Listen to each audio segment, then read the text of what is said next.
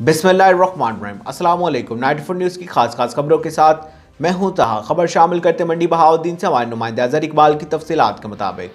Anti corruption की बड़ी कार्रवाई, गिरदौर 1 लाख रुपए रिश्वत वसूल करते रंगे हाथों गिरफ्तार। मजीद जानते हमारे नुमाइंदे से।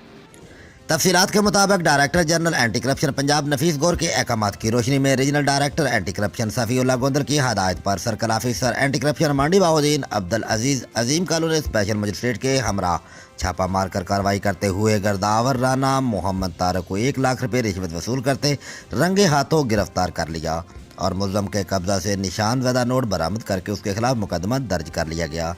रीजनल डायरेक्टर सफ़ीउल्लाह गोंदल ने कहा कि हुकूमत की हदायत की रोशनी में करप्शन के खिलाफ क्रैकडाउन तेज़ कर दिया गया है।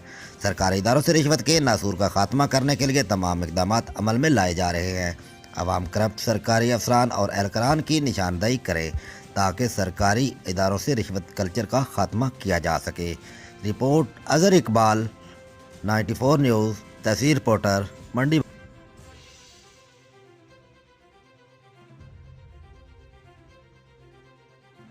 अब तक के लिए सिर्फ इतना ही। मजीद खबरों और अपडेट के लिए 94 न्यूज़ के साथ रहिएगा। आप हमारी खबरें यूट्यूब और फेसबुक पर भी देख सकते हैं। खबरों की तफसीलात के लिए हमारी वेबसाइट विजिट कीजिए www.94news.us। अपना ख्याल रखिएगा। अल्लाह हाफिज़।